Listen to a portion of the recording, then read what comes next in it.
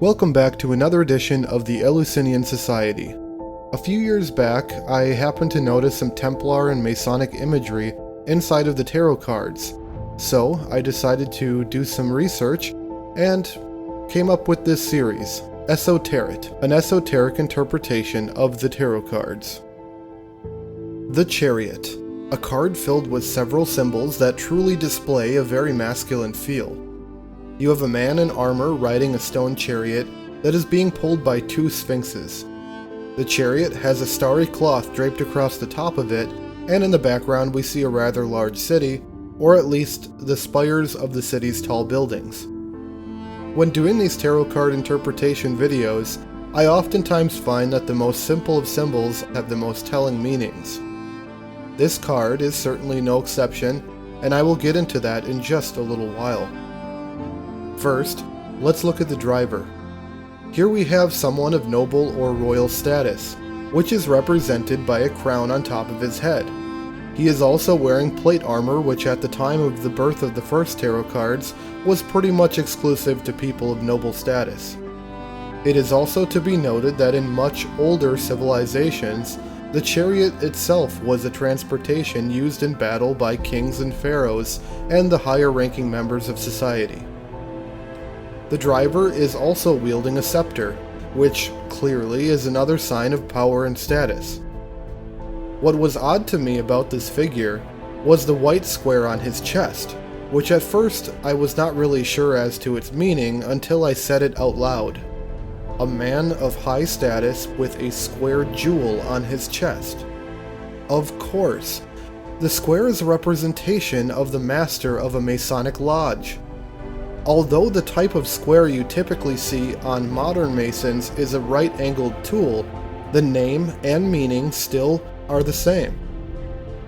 Rider-Waite was a member of several occult and fraternal groups, such as the Masons and the Golden Dawn, so it is no surprise to see that type of imagery throughout his version of the cards. Another example is on the High Priestess card, where we can see two Masonic pillars, Boaz and Jachin, in the backdrop. Another interesting image on this card is the starry canopy, which according to Masonic teachings is said to have been painted on the ceiling of the temple in Jerusalem, and which still adorns modern Masonic temples today. The image of a star-covered canopy was also used by the ancient Egyptians, especially in designing tombs.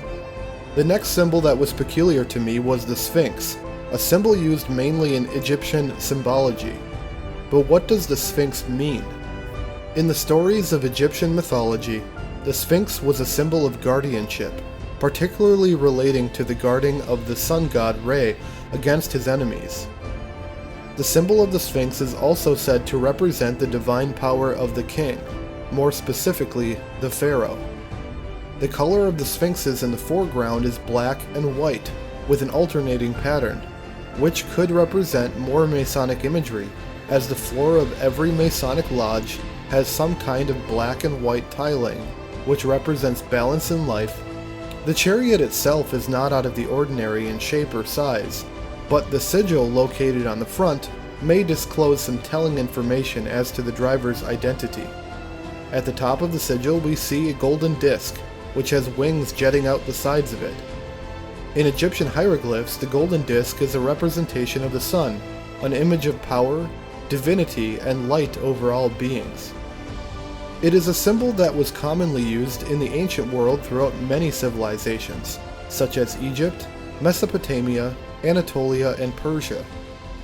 However, the symbol underneath the winged sun is the tell-all as to whom this person may be. At first glance, the red object on the sigil appeared to be some sort of spinning top, kind of like the one in the movie Inception. But upon reading Waite's Guide to the Tarot, it is actually a large mallet. The mallet was a tool used in ancient times for multiple reasons. Accompanied by a chisel, it was used to smooth the edges of the ashlar stone, to create a perfect surface for bricks.